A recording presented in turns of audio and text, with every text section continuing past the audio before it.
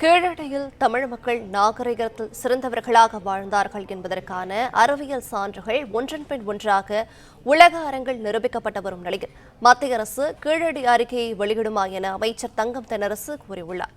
இது தொடர்பான விவரங்களை தருகிறார் செய்தியாளர் ராஜகுமரன். வணக்கம், விவரங்களை சொல்லலாம்.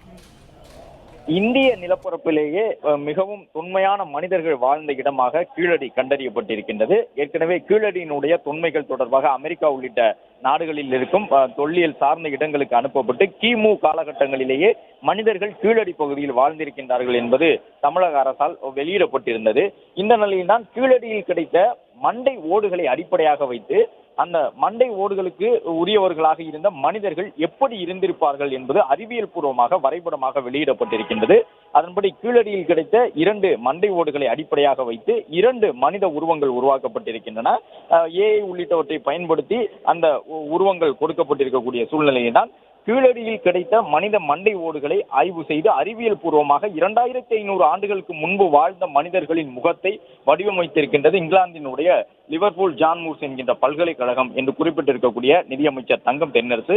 கீழடியில் தமிழ் மக்கள் நாகரிகத்தில் சிறந்தவர்களாக வாழ்ந்தார்கள் என்பதற்கான அறிவியல் சான்றுகள் ஒன்றன் பின் ஒன்றாக உலக அரங்கில் நிரூபிக்கப்படுவது மற்றற்ற மகிழ்ச்சியை தருவதாகவும், இதன் பின்னராவது மத்திய அரசு கீழடி அறிக்கையை வெளியிடுமா என்பதை 8 கோடி தமிழர்களின் மனங்களில் எழக்கூடிய ஒரே கேள்வி என்றும் தமிழக நிதியமைச்சர் தங்கம் தென்னரசு பதிவிட்டிருக்கின்றார். கீழடியில் அறிவியல் பூர்வமாக நிரூபிக்கக்கூடிய ஆய்வு ஆதாரங்கள் எதுவும் வெளியிடப்படவில்லை என்ற கருத்தை மத்திய அமைச்சர் அண்மையில் கூறியிருந்த நிலையில் இந்த மனித மண்டை உருவங்களை அடிப்படையாக வைத்து அவர்களுக்கு உருவம் கொடுத்திருக்கக்கூடிய சூழலில் இந்த கருத்தை நிதியமைச்சர் பதிவிட்டிருக்கின்றார்.